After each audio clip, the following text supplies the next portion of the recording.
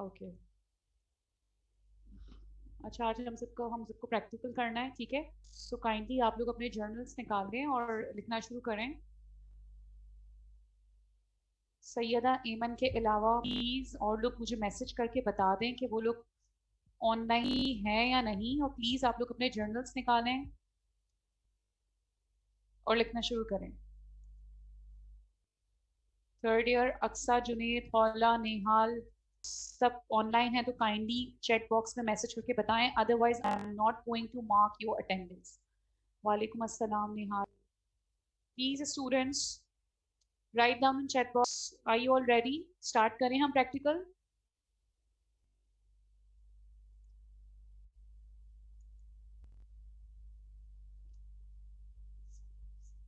Sign in. वाह है इसको फिर। ओके। Okay third year. अच्छा, आवाज आ रही है आप सबको? स्टार्ट करें हम। Shivani, I got your message. Students write down in your chat box. Okay Nisha. Okay, so हमारा जो प्रैक्टिकल है वो क्या है? To study the clinical presentation, histopathogenesis and radiographic feature of radicular cyst. Radicular cyst लोग सब लिखते रहें, और अगर मैं थोड़ा फास्ट जाऊं या तो फिर काइंडली आप मुझे बता दीजिएगा, ठीक है। अब आप लोग प्रैक्टिकल लिखना शुरू करें। Introduction and theory. This is the most radicular cyst. आपने ओरल पैथोलॉजी में बहुत डिटेल में ऑलरेडी आप पढ़ चुके हैं। इसका सिर्फ हम एक प्रैक्टिकल है जो आपको अपने प्रैक्टिकल जर्नल्स में लिखना है। Radicular cyst, this is the most common type of cyst in the oral cavity and is associated with non-vital tooth. Radicular cyst is always associated with non-vital tooth. अगर patient OPD में आ रहा है और आप check करेंगे, उसका जो tooth होगा, ये इसकी इंपॉर्टेंट डायग्नोसिस है। डायग्नोस्टिक फीचर ही यही है कि हमेशा रेडिकुलर सिस्ट के साथ आपको नॉन वाइटल टूथ मिलता है। ओके।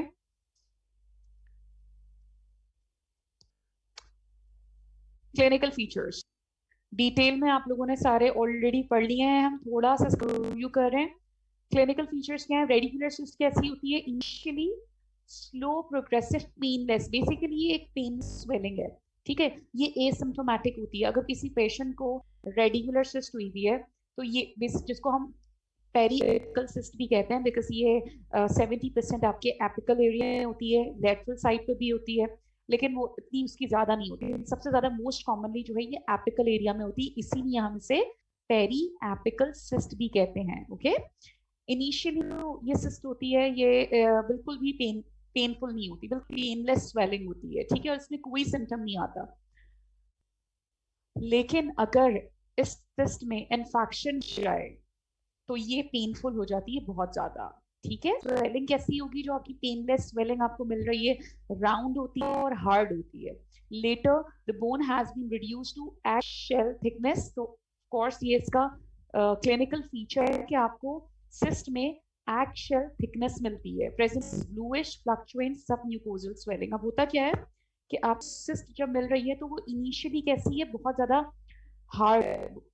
स्टार्टिंग पे सिस्ट एक स्वेलिंग मिली आपको, वो स्वेलिंग जो है वो बहुत ज्यादा हार्ड होगी, क्योंकि उस वक्त बोन की थिकनेस बहुत ज्यादा है। इससे क्या होता है कि जो बोन की थिकनेस है ना, बोन की रिजॉर्प्शन स्टार्ट हो जाती है, ठीक है। बोन की रिजॉर्प्शन स्टार्ट होगी, बोन रिजॉर्ब होना शुरू हो जाएगी। वैसे जैसे बोन रिजॉर्ब होती रहेगी तो आपकी जो वो हार्डनेस है वो होती रहेगी, और एंड में लेटर आपको क्या मिलेगा? आपको बोन इतनी थिन, इतनी डेलिकेट, इतनी फ्रेजाइल हो जाएगी कि जिस तरह एग का शेल होता है ना, उसकी जो थिकनेस होती है कि प्रेशर उसके ऊपर एग के शेल को आप जो है प्रेस करेंगे तो उससे क्रैकलिंग साउंड्स आती हैं, क्रैकलिंग सेंसेशन होती है। उसी तरह बोन की इतनी थिन हो जाती है कि शुरू में तो आपको बहुत ज्यादा हार्ड बोन मिल रही होती है कि वहां बोन होती है, लेकिन आहिस्ता आहिस्ता विद टाइम वहां पे बोन की रिजॉर्प्शन स्टार्ट होती है, बोन रिजॉर्व होना शुरू हो जाती है, बोन की थिकनेस कम लगती है, बोन बहुत ज्यादा फ्रेजाइल, बहुत ज्यादा थिन हो जाती है, बिल्कुल ऐसे जैसे वो रिजेंबल करती है एग शेल थिकनेस को। और अगर आप उसको प्रेस करेंगे तो आपको एक क्रैकलिंग सेंसेशन मिलती है, क्योंकि बोन जो है बिल्कुल थिन हो जाती है। और ये स्वेलिंग जो आपको बिल्कुल सब म्यूकोजा के अंदर जो आपको ये स्वेलिंग मिल रही है, ये ब्लूइश कलर की होती है। ठीक है, ब्लूइश फ्लक्चुएंट स्वेलिंग होती है कि आप एक जगह से प्रेस करेंगे तो इसके जो फ्लूइड पार्टिकल्स हैं वो दूसरी जगह से जो होंगे ना फ्लक्चुएट करेंगे। ठीक है, तो क्लिनिकल फीचर्स रेडिकुलर के यही है कि इनिशियली आपको पेनलेस स्वेलिंग मिलती है जिसका कोई सिम्टम नहीं होता। रेडियोग्राफ पे ऑफ कोर्स रूटीन रेडियोग्राफ पे आप देख सकते हैं, लेकिन वंस इसमें इन्फेक्शन एंटर हो जाएगा, इन्फेक्शन हो जाएगा तो आपकी जो ये सिस्ट है ये बहुत पेनफुल हो जाएगी। स्वेलिंग आपको जो मिल रही होती है बहुत ज्यादा राउंड, बहुत ज्यादा हार्ड होती है शुरू में और राउंडेड होती है, बट लेटर ऑन जैसे जैसे बोन की रिजॉर्प्शन स्टार्ट होती है, बोन की थिकनेस कम होने लगती है, बोन बहुत ज्यादा फ्रेजाइल होने लगती है, आपको मिलेगी egg shell thickness, present bluish fluctuant submucosal swelling. यहाँ क्लिनिकल फीचर्स आप ऑलरेडी बहुत डिटेल में पढ़ चुके हैं, यहाँ वो समझ आया और आप सबने लिख लिया, so please right down in chat box. कि इस तरह से मजा नहीं आता कि मैं पढ़ाती जाऊं और आप लोगों ने ऑनलाइन है लेकिन फायदा नहीं है। आपको जो जो मुझे रिप्लाई करेगा मैं सिर्फ उसकी अटेंडेंस मार्क करूंगी। सैयदा एमन है, निहाल है, शिवानी है, निशा है, नेहा, बस वही लोग हैं जो ऑनलाइन है, अटेंडेंस भी इनकी और किसी की अटेंडेंस मार्क नहीं। बिस्मिल, प्लीज आप लोग मुझे बताते रहें, कुछ भी समझ में नहीं आया प्लीज आप मुझसे पूछ सकते हैं। ठीक है, यहाँ तक बेटा सबको समझ आया रेडियोसिस्ट के क्या क्लिनिकल फीचर्स हैं? अगर आप, मैं ऑस्पी के पॉइंट ऑफ व्यू से देखूं या मैं बीसीक्यू के पॉइंट ऑफ व्यू से देखूं तो बीसीक्यू में यही है कि अगर कोई सिनेरियो दे रहे हैं और सिनेरियो में आपको एक्चुअल थिकनेस मिल रही है किसी भी स्वेलिंग की, पहला पेज दोबारा, ओके बेटा मैं पहले पेज पे चली जाती हूँ। पहला पेज यही है कि ऑब्जेक्टिव क्या है। ऑब्जेक्टिव यही है कि हम इस पूरे प्रैक्टिकल में स्टडी करेंगे क्लिनिकल प्रेजेंटेशन के रेडियोसिस की क्या क्लिनिकल फीचर्स हैं जो हमने पढ़ ली। हिस्टोपैथोजेनेसिस जो हम आगे देखेंगे, हिस्टोपैथोजेनेसिस में क्या होता है, ये आपके ऑस्पी के लिए इंपॉर्टेंट है। रेडियोग्राफिक फीचर्स ये हम आगे पढ़ेंगे। ठीक है, इंट्रोडक्शन एंड थ्योरी यही है, is the most common type of cyst in oral cavity, सबसे ज्यादा की बहुत सारी बहुत बड़ी क्लासिफिकेशन है। Radicular cyst is the most common type और ये हमेशा एसोसिएट होती है विद नॉन वाइटल टूथ। ये इसका इंपॉर्टेंट डायग्नोस्टिक फीचर है। अगर एक सिनेरियो आ रहा है जिसमें एक्शेल थिकनेस हो रही है, बिल्कुल बेटा ये प्रैक्टिकल आपको जर्नल में लिखना है। ठीक है, ये लेक्चर नहीं कर रहा, ये मैं प्रैक्टिकल करवा रही हूँ। लेक्चर आप रेडिकुलर सिस्ट का डिटेल में ऑलरेडी पढ़ चुके हैं, आज हम इसका लेक्चर कर रहे हैं, सॉरी प्रैक्टिकल कर रहे हैं और साथ साथ आपकी रिविजन भी हो जाएगी। ओके बिस्मा, ठीक है ये लिख लिया आप लोगों ने। क्लिनिकल फीचर्स भी हो गए, यहाँ तक सबको समझ आया? क्लिनिकल फीचर सबको समझ आ गए, अब हम आते हैं रेडियोग्राफिक फीचर्स पे। अच्छा, रेडिकुलर सिस्ट जो होती है ना, ये मोस्ट कॉमनली क्लिनिकल इसमें दिया नहीं, लेकिन आपको पता है मैक्सिला में भी होती है ये सिस्ट, मैंडिबल में होती है, लेकिन मोस्ट कॉमनली जो है मैक्सिला को ये अफेक्ट करती है। ठीक है, और ये रीजन क्या होता है, किस वजह से होती है radicular cyst? Please anyone write down in chat box and let me know the main या the most common cause of radicular cyst. किस वजह से आपको रेडिकुलर सिस्ट होती है, क्या रीजन है students? 33 participants and only 4 and 5 are responding. That's not fair, okay? Bisma, Faiz, Hamza, Hasina, Junaid, Kulsum, Mahnoor. Are you guys just online? सुन नहीं रहा कोई? Students?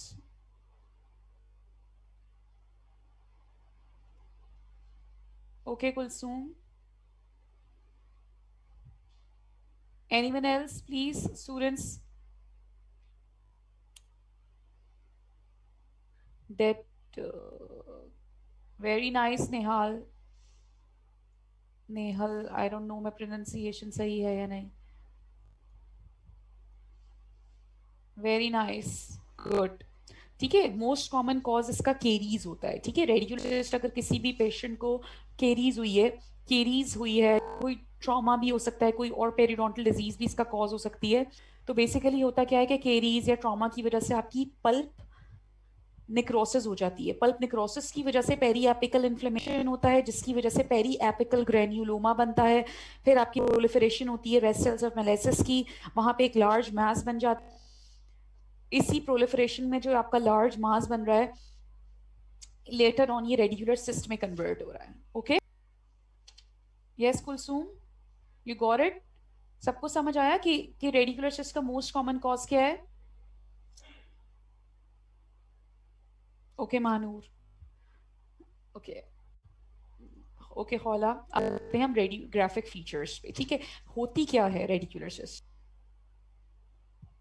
रेडियोग्राफिक फीचर्स क्या होते हैं? रेडियोग्राफिक फीचर्स ये हैं कि जो सिस्ट है, जब आप रेडियोग्राफ में देखेंगे, पेशेंट है जिसका नॉन वाइटल टूथ है, साथ में आपको एक राउंडेड रेडियोलूसेंट एरिया मिल रहा है, जो बहुत ज़्यादा शार्पली डिफाइंड आउटलाइन होगी ऑफ वेरिएबल साइज। उस साइज बहुत बड़ा भी हो सकता है, बहुत छोटा भी हो सकता है, क्योंकि हमें पता है कि रेडिकुलर सिस्ट में एक्सपेंशन होती है। ऑफ कोर्स इसकी एक्सपेंशन के रीजंस हैं जो हम आगे देखेंगे, लेकिन एक तो ये भी है ना कि आपकी बोन थिन रही है और आपकी सिस्ट जो है वो मजीद एक्सपेंड करती जा रही है, ठीक है। तो आप रेडियोग्राफ में आपको सबसे पहले तो आपको नॉन वाइटल टूथ मिला, आपने उसका रेडियोग्राफ कराया, तो उसके साथ साथ आपको पेरीएपिकल एरिया में या लेटरली आपको एक राउंड रेडियोलूसेंट एरिया मिल रहा है जिसकी शार्पली डिफाइंड आउटलाइन है। Non vital tooth from which has arisen can be seen and has large carious cavity. आपको कैरियस रीजन मिल रहा है, साथ में आपको सिस पेरिपेकल एरिया में एक राउंड रेडियोलूसेंट एरिया मिल रहा है जिसकी शार्पली डिफाइंड आउटलाइन, ये एक बहुत वेरिएबल साइज की होगी। तो ये सारे फीचर्स जो हैं वो इंडिकेट कर रहे हैं कि पेशेंट को रेडिकुलर सिस्ट है। लिख लिया आप सबने? चेंज करूं slide? Nisha, Ramsha, got your message? Okay वाला हिस्टोपैथोलॉजिकल फीचर्स पे आ जाते हैं। आप देखें सिस्ट जो है ना, इसमें तीन चीजें होती हैं, ठीक है। इसमें सबसे अंदर तो ल्यूमेन होता है, ठीक है स्टूडेंट्स। सिस्ट में क्या होता है? अंदर आपको ल्यूमेन मिलेगा, ल्यूमेन के बाहर आपको लाइनिंग मिलती है, और लाइनिंग के बाहर आपको कैप्सूल मिलती है। लाइनिंग आपको किस चीज में मिल रही है? Please right down in chat box and let me no. Radicular cyst में आपको ल्यूमेन मिला, ल्यूमेन के बाहर आपको लाइनिंग मिली, ये लाइनिंग किस चीज की है? I am not going to mark your attendance अगर आप लोग सिर्फ ऑनलाइन हैं और रिस्पॉन्ड नहीं कर रहे हैं, because this is not the way. तरीके से समझे, आपके रेडिकुलर सिस्ट का रिविजन भी हो रहा है, साथ साथ आपका प्रैक्टिकल भी हो रहा है, तो आप लोग का फायदा है ना इसमें। प्लीज स्टूडेंट्स मुझे मैसेज में लिख के बताएं, वरना मैं आगे प्रोसीड नहीं करूंगी, और अटेंडेंस तो मैं बिल्कुल मार्क नहीं करूंगी। Very nice Nihal, very nice Bisma, very nice Kulsoom. बस कुछ बच्चे हैं जो एक्टिव हैं, बाकी सारे सो रहे हैं। फिर बाद में आप लोग कहते हैं कि आप लोग को समझ नहीं आया। लेक्चर सुनना जरूरी है, समझना जरूरी है, बेशक आप गलत जवाब दें, एटलीस्ट रिप्लाई करें। जितना रिप्लाई करेंगे, जितना आप अपना दिमाग इस्तेमाल करेंगे पेपर में, आपको उतना ही फायदा होगा, ठीक है। तो लाइनिंग ऑफ कोर्स, ये एपिथेलियम का पेज खुला हुआ है, तो किसी कॉमन सेंस भी जो नहीं रिप्लाई कर रहे वो यूज करें। निशा, कुलसुम, वेरी नाइस। आपको ल्यूमेन मिलता है सिस्ट के अंदर, उसके बाद लाइनिंग है जो कि एपिथेलियम की लाइनिंग है, और उसके बाहर आपको क्या मिलता है? कैप्सूल, जिस जो जो कि आपकी सिस्ट की वॉल होती है। एपिथेलियम क्या होता है?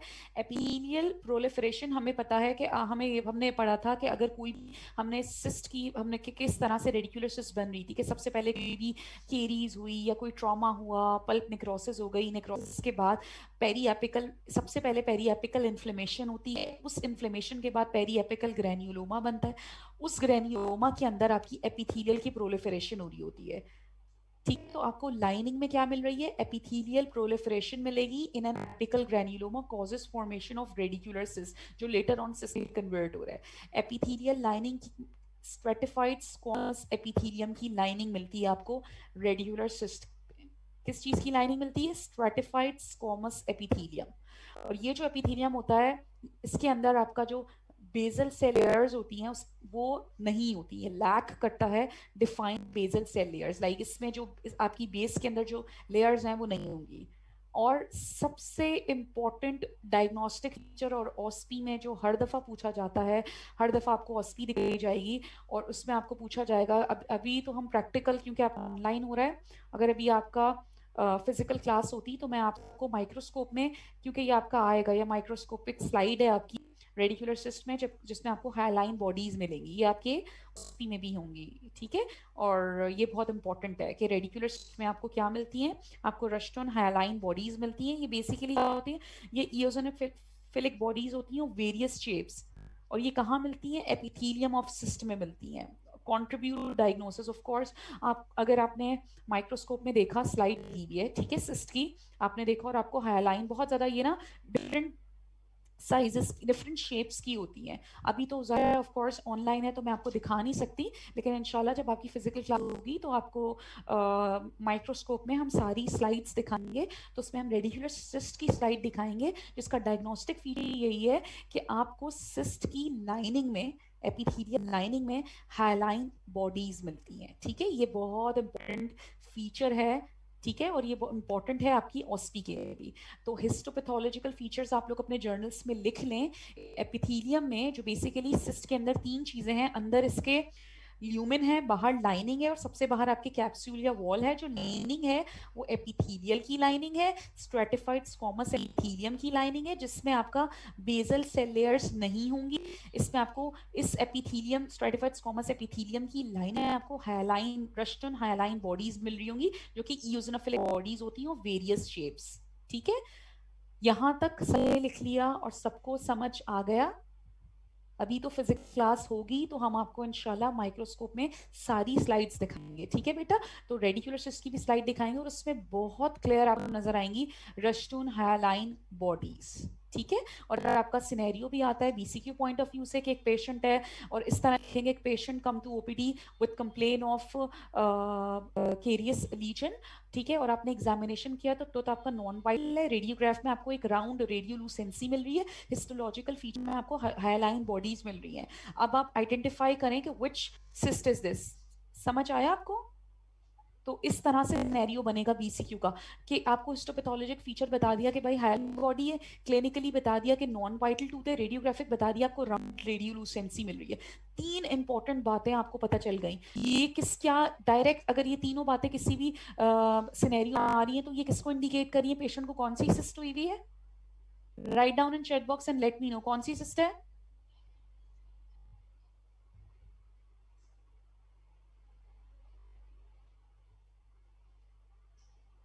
वेरी नाइस, इस तरह का सिनेरियो आएगा। बिल्कुल बिल्कुल नेहाल, सबके आप सेंटर में आपको ल्यूमेन मिलेगा, ल्यूमेन के बाहर आपको एपिथेलियम की लाइनिंग मिल रही होगी और उस एपिथेलियम की लाइनिंग के बाहर आपको वॉल मिल रही होगी। ठीक है, वेरी नाइस। इस तरह का सिनेरियो मैं जब भी आपको पढ़ा रही होती हूँ तो मेरी कोशिश ये होती है कि आपको इस तरह से पॉइंट्स बताया जाए कि ऑस्पी और बीसीक्यू किस तरह से आएगा वो आपका निकल जाए, क्योंकि बीसीक्यू में इसी तरीके से हम कोई ना कोई हिस्टोपैथोलॉजिकल फीचर दे रहे होते हैं और पूछ रहे होते हैं कि ये क्या है, कोई ना कोई क्लिनिकल। तो ये जो चीजें ना, hyaline bodies, non vital tooth, crack, egg shell crackling, ये मेन चीजें हैं रेडिकुलर सिस्ट की। ठीक है बेटा, यहां तक समझ आगे प्रोसीड करें? किसी को कोई इशू तो नहीं है?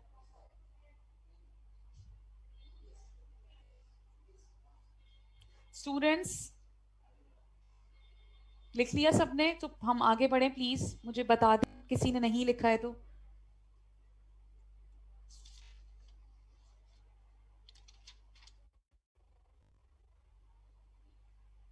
और आप लोगों के जो जर्नल्स, जो प्रैक्टिकल्स रह गए हैं, काइंडली वो भी आके मुझे आप चेक करवाएं, क्योंकि बहुत सारे ऐसे स्टूडेंट्स हैं जिन्होंने सिर्फ एक्सपेरिमेंट 1 और 2 कंप्लीट किए हैं और आगे ना एक्सपेरिमेंट्स कंप्लीट किए हैं, फिर उनके लेट वर्क रखा जाएगा। सो प्लीज आप लोग अपने जर्नल्स कंप्लीट करके डिपार्टमेंट जब आए तो फिर फौरन मुझे सबमिट करवाइएगा। ठीक है, ओके श्योर। आपने अभी ज्वाइन किया है, मैं आपको दिखा देती हूँ, बट बेटा कोशिश किया करें। देखें, दिस ये ऑब्जेक्टिव है, to study the clinical presentation, histopathogenesis, radiographic feature of radicular cyst. हम आज रेडिकुलर सिस्ट का प्रैक्टिकल कर रहे हैं। ठीक है, ये most common type of cyst है associated with non radial tooth. Shiza, have you taken picture? बेटा कोशिश किया है पिक्चर्स नहीं लिया करें, आपको ये लिखना होता है। लेकिन अभी आपने लेट ज्वाइन किया है तो ठीक है।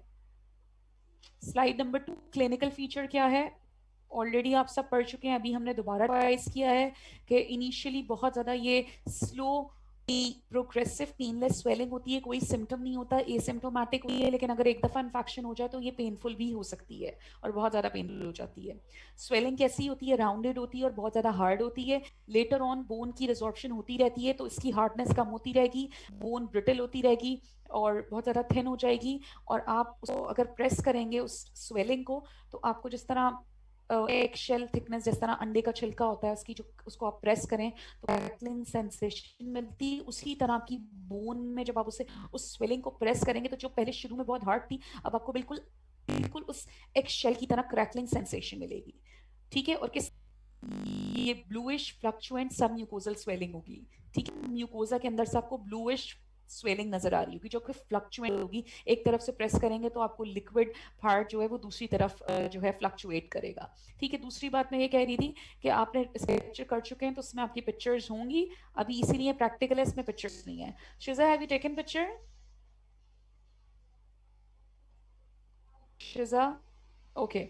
रेडियोग्राफिक फीचर्स में क्या, रेडियोग्राफ में आपको रेडिकुलर सिस राउंड मिलेगी, आपको एक रेडियोलूसेंट एरिया मिल रहा होगा, नॉन वाइटल टूथ की एपिकल, क्योंकि ज्यादातर ये 70% एपिकली हो रही होती है, सीएमई से हम एपिकल रेडिकुलर सिस्ट भी कहते हैं। आपको इस सिस्ट जो रेडियोलूसेंट एरियाज की सराउंडिंग में एक शार्पली डिफाइंड आउटलाइन मिलेगी और वेरिएबल साइज, इसका साइज बहुत बड़ा भी हो सकता है, ठीक है, एक्सटैंड करती है। नॉन वाइटल टूथ होता है इसमें, और ये शिजा हिस्टोपैथोलॉजिकल फीचर है।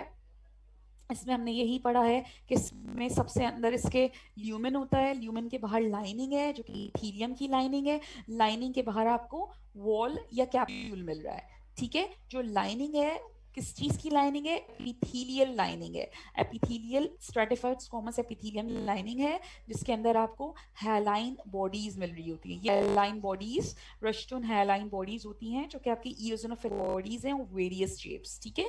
ये कंट्रीब्यूट करती हैं डायग्नोसिस में। आपने माइक्रोस्कोप में आपने किसी भी हिस्टोपैथोलॉजिकल आप रीजन को देख रहे हैं तो आपको हैलाइन बॉडीज मिल रही है, तो वो इंडिकेट करिए कि पेशेंट को रेडिकुलर सिस्ट है, ठीक है, क्योंकि आपको हाईलाइन बॉडी रेगुलर सिस्ट में ही मिलती है। फिर मैंने आप सबको एक सिनेरियो बताया था कि बीसीक्यू में किस तरह से आ सकता है। यहां तक सबको क्लियर है? किसी को कोई प्रॉब्लम तो नहीं है? स्टूडेंट्स यहां तक सबने लिख लिया या आप सब? 34 पार्टिसिपेंट्स हैं। Ramsha, no problem ma'am. Okay okay okay okay, चलें अब हम आगे बढ़ते हैं, कैप्सूल पे आ जाते हैं। हमने पढ़ लिया ल्यूमन था, ल्यूमन के बाहर एपिथेलियम की लाइनिंग, अभी हमने लाइनिंग पढ़ी है, लाइनिंग के बाहर कैप्सूल या वॉल। वॉल की चीज की होती है, जो कैप्सूल है कनेक्टिव टिश्यू का होता है, ठीक है। इस वॉल के अंदर, इस कैप्सूल के अंदर आपको क्या चीजें मिल रही है? प्लाज्मा सेल्स मिल रहे हैं, और आपको सबसे इंपॉर्टेंट क्या मिल रहा है? Osteoblastic activity and resorption, like bone formation भी हो रही है, साथ साथ बोन की रिजॉर्प्शन भी हो रही है। इसके अलावा clefts are present within the cyst capsule. अब एक और स्लाइड है सिस्ट कैप्सूल की, जिसमें आपको क्लेफ्ट्स ना, स्पेसेस हैं, बड़े बड़े कैप्सूल्स आपको ना, जब हम आप लोग आएंगे तो मैं आपको दिखाऊंगी। एक तो हमने हाईलाइन बॉडीज दिखानी है आपको रेडिकुलर सिस्ट में, और एक और माइक्रोस्कोपिक स्लाइड है रेडिकुलर सिस्ट की, जिसमें आपको बहुत क्लियर ना क्लेफ्ट्स नजर आ रहे होंगे इस सिस्ट की कैप्सूल में। बहुत बड़ी बड़ी सी स्पेसेस होंगी, अभी मैं पिक्चर नहीं है वरना मैं आपको दिखाती। जब आप लोग इंशाल्लाह फिजिकली आएंगे तो हम आपको सारी जो है माइक्रोस्कोपिक स्लाइड्स दिखाएंगे, जिसमें रेडिकुलर की भी हमारे पास और अच्छी 2 स्लाइड्स हैं, जिसमें आपको एपिथेलियल लाइनिंग में रसून बॉडीज और कैप्सूल या वॉल के अंदर आपको क्लेफ्ट्स नजर आ रहे होंगे, ठीक है बेटा। कैप्सूल किस चीज का बना है? कनेक्टिव टिश्यू का बना है। इस कैप्सूल या वॉल के अंदर कौन से सेल्स मिल रहे हैं? प्लाज्मा सेल्स मिलते हैं।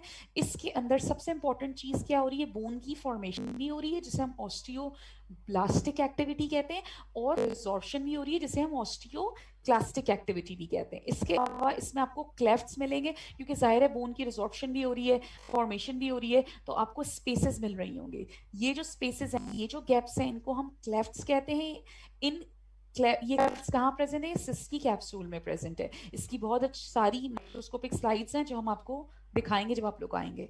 यहाँ तक सबने लिख लिया और यहाँ तक क्लियर है कि लाइनिंग एपिथेलियम की बनी थी, स्ट्रेटिफाइड स्क्वामस एपिथेलियम था, उसमें आपकी रश्टून बॉडीज थी, उसके बाहर आपकी वॉल आई जिसको हम कैप्सूल कह रहे हैं। इस कैप्सूल से बनी है, कनेक्टिव टिश्यू से बनी है, इसके अंदर प्लाज्मा सेल्स हैं, ऑस्टियोब्लास्टिक एक्टिविटी भी हो रही है, साथ साथ रिजॉर्प्शन भी हो रही है, और आपको क्या मिल रहा है? इस फीचर आपको क्लेफ्ट्स मिल रहे हैं, ठीक है। समझे? आपका रेडिकुलर सिस्ट का ये एक तरीके से रिविजन हो रहा है। जो सुन रहा होगा, जो सिर्फ लेक्चर को सुन रहा होगा और साथ साथ लिख रहा होगा, तो ये सारी चीजें क्लियर हो जाएंगी। एंड ट्रस्ट मी, जब आप ऑस्पी के लिए खड़े होंगे और आपको कोई भी इशू नहीं होगा, क्योंकि आपको पता होगा कि आपको क्लेफ्ट्स, अच्छा इसी तरह जिस तरह रेस्टोरेंट बॉडीज सिनेरियो में हम क्लेफ्ट्स भी दे सकते हैं कि भाई पेशेंट जो है वो ओपीडी में आया है, जो भी हम थोड़ा सा इसका क्लिनिकल प्रेजेंटेशन डाल दी, ठीक है, कि इनिशियली जो है वो पेनलेस, उसको स्वेलिंग मिल रही है जो कि सब म्यूकोज ब्लूइश फ्लक्चुएंट स्वेलिंग है, ठीक है, एक्शेल क्रैकलिंग मिल रही है आपको, और आपने हिस्टोपैथोलॉजिकल भी देखा तो आपको कैप्सूल के अंदर क्लेफ्ट्स मिल रहे हैं, what would be your diagnosis? या फिर हम इस तरह भी दे सकते हैं कि हम आपसे क्वेश्चन ये करें, पूरा एक सिनेरियो दें जिसमें हम उसके क्लिनिकल फीचर्स बताएं कि patient come to PD with complain of trauma, ठीक है, या उसका ही हैड एन एक्सीडेंट जिसकी वजह से उसका टूथ ट्रॉमा हो गया।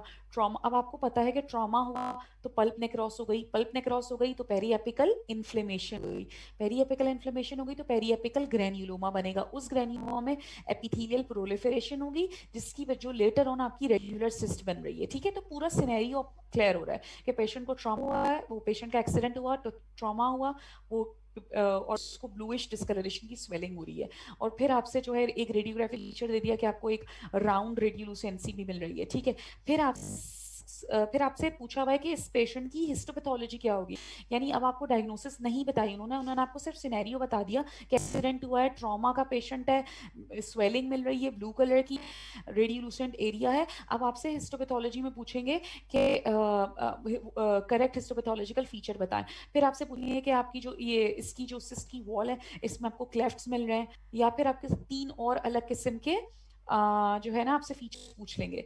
तो अगर आपको पता होगा कि रेडिकुलर के हिस्टोपैथोलॉजिकल फीचर्स में कैप्सूल के अंदर क्लेफ्ट्स प्रेजेंट है, और फॉरन सबसे पहले तो आपको क्लिनिकल फीचर्स पता हो कि भाई ट्रॉमा केस है, तो वो पूरा आप सिनेरियो अपने दिमाग में ले आए कि रेडिकुलर सिस्ट जो है केरीज की वजह से तो होती है, साथ साथ ये ट्रॉमा की वजह से भी होती है, तो हो सकता है ये डिफरेंशियल डायग्नोसिस में हमने फॉरन एक रेडिकुलर सिस्ट किया, फिर आपने क्लिक किया कि कैप्सूल में आपको क्या मिल रहा है कि सिस्ट की वॉल में क्लेफ्ट्स मिल रहे होंगे, ठीक है। तो इन चीजों से इस तरह से आपको क्लियर हो रहा है स्टूडेंट्स, क्लियर हो रहा है बीसीक्यूज हम इस तरह बनाते हैं, क्योंकि अभी जब आपका एग्जाम हुआ है तो मैं देख रही थी बहुत सारे स्टूडेंट्स को बहुत प्रॉब्लम हो रही थी बीसीक्यू सॉल्व करने में। मैं कोशिश करती हूँ कि मैं जब भी कोई भी लेक्चर लूँ या कुछ भी पढ़ाऊँ बीसीक्यूज की तरीके से पढ़ाऊं कि आपके बीसीक्यूज आपको सॉल्व करना है, इसलिए मैं साथ साथ बताती रहती हूँ कि हम बीसीक्यूज किस तरह बना रहे होते हैं, कि मैं अगर इस रेडिकुलर से बीसीक्यू बनाऊंगी तो मैं डालूंगी क्लास कैप्सूल के अंदर ये डालूंगी, हो सकता है मैं 3-4 आपको ऑप्शन दूं, हिस्टोपैथोलॉजिकल फीचर्स दूं अलग अलग, और मैं आपसे पूछूंगी बताइए रेडिकुलर सिस्ट का कौन सा हिस्टोपैथोलॉजिकल फीचर है, सिनेरियो दूंगी और हिस्टोपैथोलॉजिकल फीचर्स पूछ लूंगी, लेकिन सिनेरियो में आपको ये नहीं पता चल रहा हो कि ये कौन सी सिस्ट है, क्योंकि आपको खुद सिस्ट तक पहले डायग्नोसिस तक पहुंचना है कि ये इस सिनेरियो से मुझे लग रहा है इसको रेडिकुलर सिस्ट है, अगर इसको रेडिकुलर सिस्ट है तो हिस्टोपैथोलॉजिकल फीचर इसका क्लैश होना चाहिए, समझ आया? स्टेप बाय स्टेप पहुंचना है, डायरेक्ट आपको नहीं कि इसमें बताया नहीं है कौन सी स्टेप हिस्टोपैथोलॉजिकल फीचर क्या होगा, पहले पूरा सिनेरियो पढ़े फिर उसकी डायग्नोसिस पे जाएं, जब एक दफा कंफर्म हो गया कि ये फीचर्स ये सब तो आपको रेडिकुलर सिस्ट में मिल रहे हैं, अब आप सोचें कि इस रेडिकुलर सिस्ट वेरी नाइस निहाल, अब आप सोचें कि आपको हिस्टोपैथोलॉजिकल चीजें क्या मिल रही है, रेस्टन बॉडीज एंड क्लेफ्ट्स बहुत कॉमन है, बार बार बोल रही हूँ इसलिए क्योंकि बीसीक्यू में भी आएगा, ये ऑस्पी में भी आएगा, इसीलिए बार बार बोल रही हूँ, ठीक है बेटा, यहाँ तक सबको क्लियर है? किसी को भी मेरे पढ़ाने का तरीके से कोई इशू तो नहीं हो रहा? वैसे आप सबको पता है मैं पढ़ा कौन रही हूँ, आई डोंट नो मेरा नाम मेंशन है या नहीं है, क्लियर है बिस्मा? और किसी को कोई प्रॉब्लम तो नहीं? डॉक्टर ने कहा साले शुक्र है एटलीस्ट मेरा नाम तो पता है आप लोगों को, नाम के साथ साथ जो मैं पढ़ा रही हूँ वो भी चीज समझना जरूरी है, क्योंकि मैं आपके इतनी देर पढ़ाती रहूं समझ में किसी को आए ना तो मेरे लिए किसी काम की है, सही है।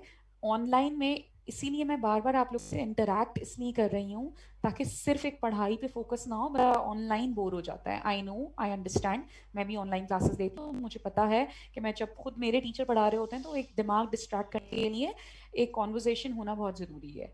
So please students write down in chat box and let me no कि आप सब मेरी इस लेक्चर को सुन रहे हैं और आपको समझ आ रहा है, किसी को भी कोई प्रॉब्लम तो नहीं है सिवाय चंद बच्चों के, नेहा, बिस्मा, महानूर, काइंडली मरियम, और जितने लोग कितने स्टूडेंट्स ऑनलाइन है, 35 ऑनलाइन है, जुबा 35 स्टूडेंट्स ऑनलाइन है, 4-5 बच्चे ही सिर्फ एक्टिव हैं, प्लीज मुझे मैसेज लिख के बताएं कि आप सब ये प्रैक्टिकल लिख रहे हैं, तो मुझे पता हो कि मैं आपको साथ पढ़ा प्रैक्टिकल लिखवा भी रही हूँ, साथ साथ कोशिश कर रही हूँ आपको समझ भी आ जाए, एक आपका रिविजन भी हो जाए, आप लोगों का ही फायदा है।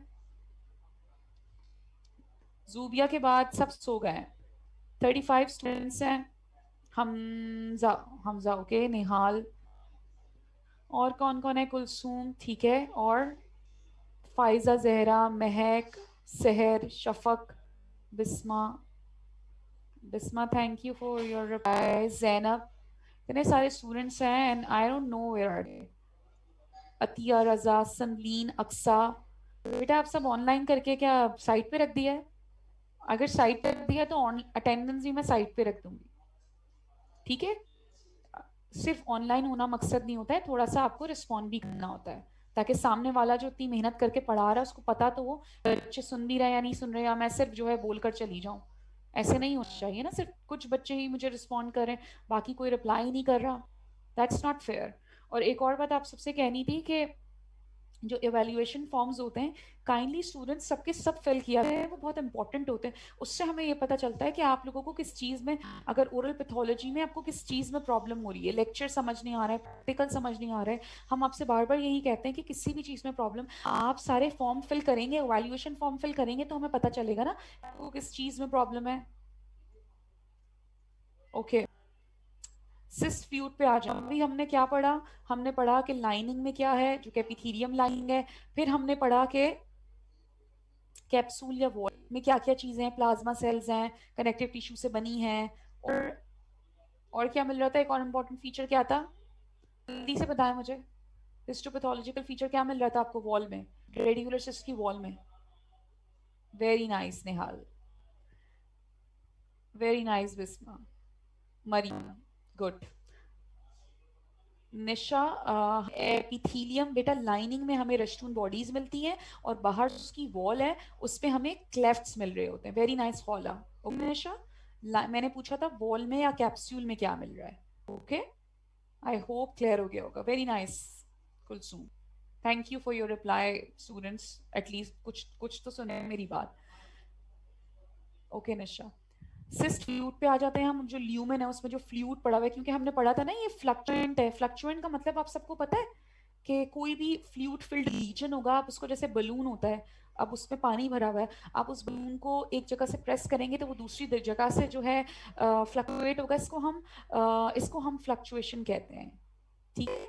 तो सिस्ट, क्योंकि सिस्ट में फ्लूइड फिल्ड है, इसीलिए, समझ आ रहा है सबको? सिस्ट में क्या है, फ्लूइड है। फ्लूइड इज यूजली कैसा होता है, वाटरी होता है ना, प्लेसेंट होता है। इसमें आपको ल्यूकोसाइट्स, ब्रोकन डाउन ल्यूकोसाइट्स, इस फ्लूइड में ल्यूकोसाइट्स पड़े हुए होंगे। इसके अलावा आपको cell distended with fat globules, globules आपको मिल रहे होंगे, और सबसे इंपॉर्टेंट आपको कोलेस्ट्रॉल क्रिस्टल्स मिल रहे होंगे, ठीक है? तो सिस्ट फ्लूइड कैसा होता है, जो आपकी रेडिकुलर सिस्ट है, इसमें आपको फ्लूइड मिल रहा है, इसीलिए ये एक फ्लक्चुएंट स्वेलिंग होती है, बिल्कुल बलून में जैसे पानी भर दो, एक स्वेलिंग है, एक जगह से प्रेस करो तो दूसरी जगह से वो फ्लूइड जो है निकल आएगा। इसी तरह से इस स्वेलिंग में भी, क्योंकि बूंद तो इतनी थिन हो चुकी है, फ्रेजाइल हो चुकी है, आप जब एक जगह प्रेस कर रहे हैं तो आपको क्रैकलिंग सेंसेशन मिल रही है, और दूसरी जगह से आप जो है वो फ्लूइड फिल्ड लीजन जो है वो दूसरी तरफ से आपको फील हो रहा है, ठीक है? तो सिस्ट फ्लूइड क्या होती है, फ्लूइड जो होता है बहुत ज़्यादा वाटरी होता है, इसमें आपको ल्यूकोसाइट्स मिल रहे होते हैं, कोलेस्ट्रॉल क्रिस्टल्स मिल रहे होते हैं। लिख लिया सबने?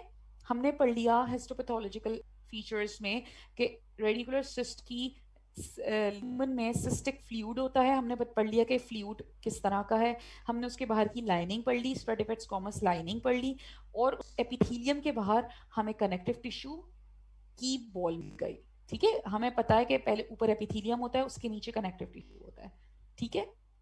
आगे बढ़े।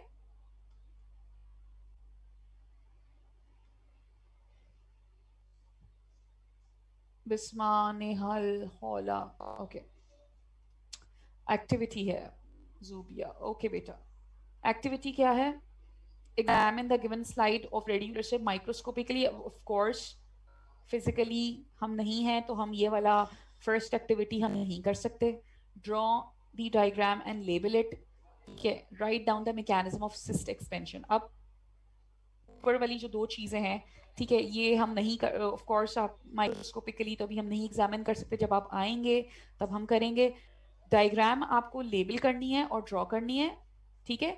ये देख लें, आप लिख लें 6.9 ऑन पेज नंबर 70, ठीक है। अभी जब जर्नल्स आप लोगों ने सबने अपने जर्नल्स में आई होप लिखा होगा, ये डायग्राम भी आपको ड्रॉ करनी है, जब आप लोग आएंगे तो मुझे सबमिट कराना है।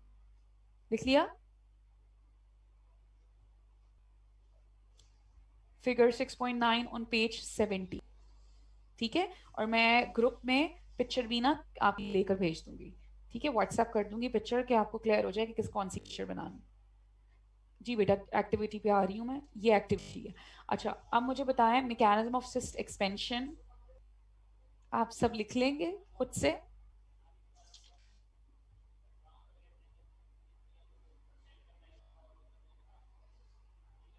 सिस्ट एक्सपेंशन का पूरा मैकेनिज्म आप लोगों को लिखना है, ये आप लोगों की एक्टिविटी है, ठीक है। Number 1, examine the given slide of radicular microscopically, of course जब आप लोग आएंगे तब मैं कराऊंगी। Draw the diagram and label it, ये डायग्राम है, ये आपको लेबल करनी है, मैं इसकी पिक्चर भी आपके व्हाट्सएप ग्रुप पे अभी भेज दूंगी ताकि क्लियर हो जाए। और नंबर 3 क्या है? Write down the mechanism of cyst expansion, ये आप सबको अपने जर्नल्स में लिखना है, मैकेनिज्म ऑफ सिस्ट एक्सपेंशन। और जब भी हमारी फिजिकल क्लास होगी, मैं किसी स्टूडेंट को भी खड़ा करूंगी और उससे पूछूंगी कि सिस्ट एक्सपेंशन का पूरा मैकेनिज्म मुझे बताएं, इसलिए क्योंकि आप ऑलरेडी ये चैप्टर डिटेल्ड में कर चुके हैं। सबको क्लियर है स्टूडेंट्स?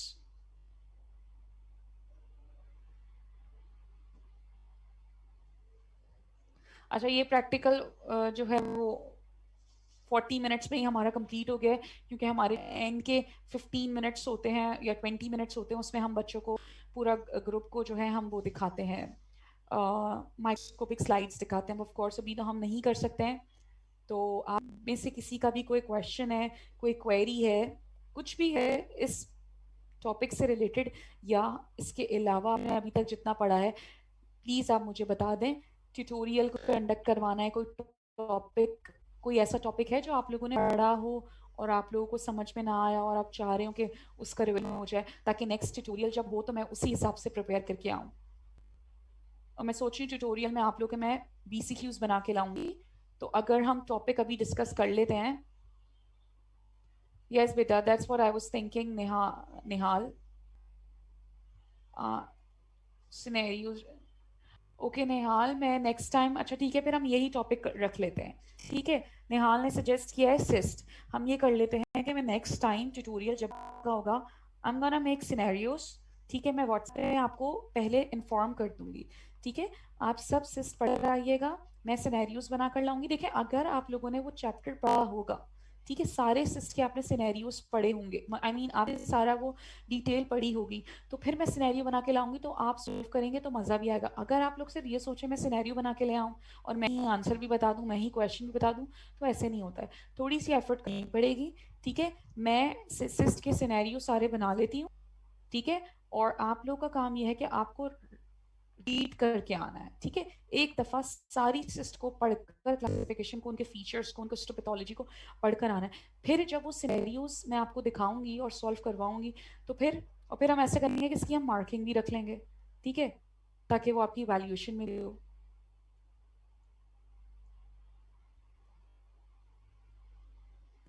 मैम, आपने फिजिकल ट्यूटोरियल में लास्ट टाइम एंड में सिनेरियो और BCQ करवाए थे, काइंडली वही पैटर्न फॉलो करें इन एवरी ट्यूटोरियल।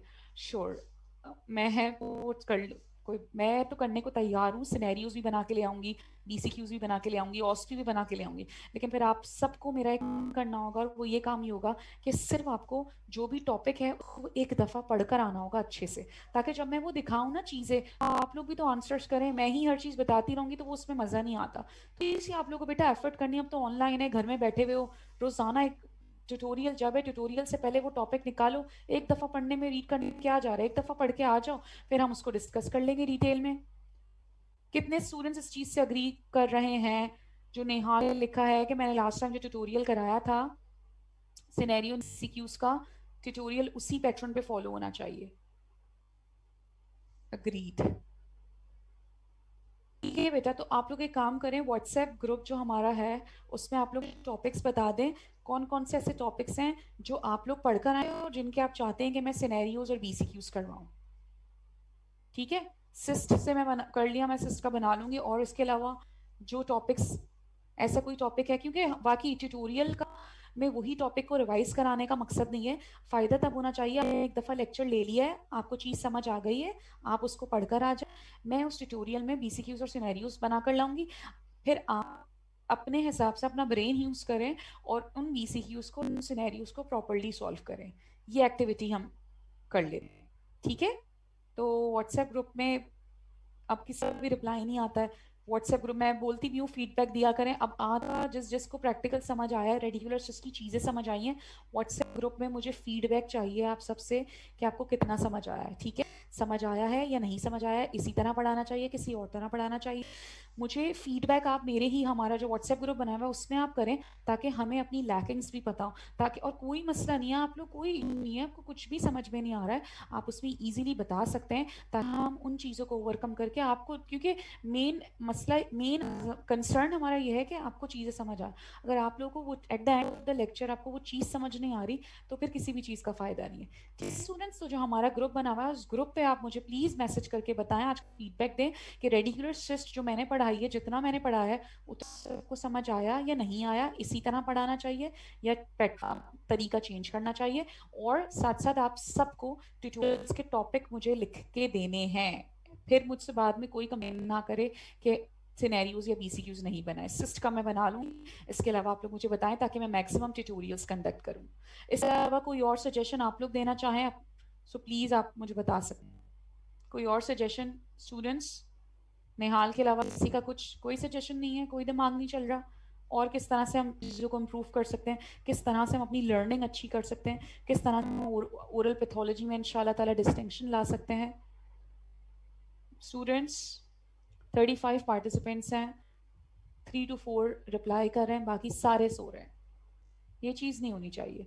मैं इसीलिए बिल्कुल बार चीज़ों को इसलिए रिपीट कर रहा है कि ऑनलाइन बहुत ज़्यादा पढ़ने खुद अजीब होता है, तो ऑफ कोर्स एक इंटरैक्टिव सेशन ऐसा हो। ओके कुलसूम, ये सब आपको व्हाट्सएप ग्रुप में भी बताना है, ठीक है? इसके अलावा कोई और सजेशन, कोई और टॉपिक जो आप करना चाहें इसके अलावा? पता नहीं, आई थिंक आप लोगों ने कैराटोसिस कर लिया है, वाइट लीच कर ली है, अल्सरेशन, बहुत सारी चीज़ें आप लोगों ने कर ली हैं। कोई टॉपिक, कोई चीज़ जो आप चाहें जिसका हम ऑस्पी और बीसीक्यू बना के लाएं और लोगों के साथ सॉल्व करें? सारी मेहनत हम ही करें, थोड़ी सी मेहनत आप लोग भी कर लें, और मेहनत लोगों को करनी होगी। मेरे हर ट्यूटोरियल से पहले वो चैप्टर पढ़ के आना होगा, ठीक है बेटा? याद करके आने को नहीं कह रही, सिर्फ पढ़ के आने को कह रही हूँ कि जब मैं बीसीक्यूज और सिनेरियोज दिखाऊं तो वो चीज़ आपको क्लियर हो जाए, ठीक है? Anything else?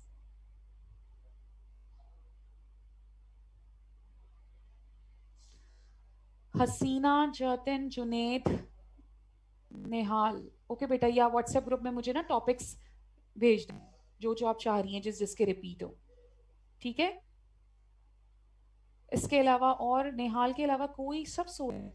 सैयदा एमन, सैयदा मलिहा, उमर, बेटा अटेंडेंस मार्क नहीं होगी, सो रहे हो ना तो फिर सोते रहो। महानूर, महक, सीमल, सिर्फ ऑनलाइन होना मकसद थोड़ी है, पढ़ना भी जरूरी होता है। शफक, जैनब, और किसी का कोई सजेशन नहीं है? नो, ओके मन, ओके बेटा, व्हाट्सएप ग्रुप में आप बता दीजिएगा। ओके बुशरा, ठीक है? अल्हम्दुलिल्लाह बिस्मा, वेरी शुक्र, सब क्लियर है आपको, क्योंकि ये चीज़ बहुत इंपॉर्टेंट है कि एंड में आपको सब समझ आए। चलें, ठीक है, फिर ये आप लोग अपना जर्नल कंप्लीट करें, अब मैं जा रही हूँ, ठीक है? कुछ व्हाट्सएप ग्रुप में जो जो टॉपिक्स आप बीसीक्यूज और उसके करवा रहे हैं वो आप कर लें, और आज के लेक्चर का फीडबैक दीजिएगा। ओके, अल्लाह हाफिज़, अपना ख्याल रखें, अल्लाह हाफिज़।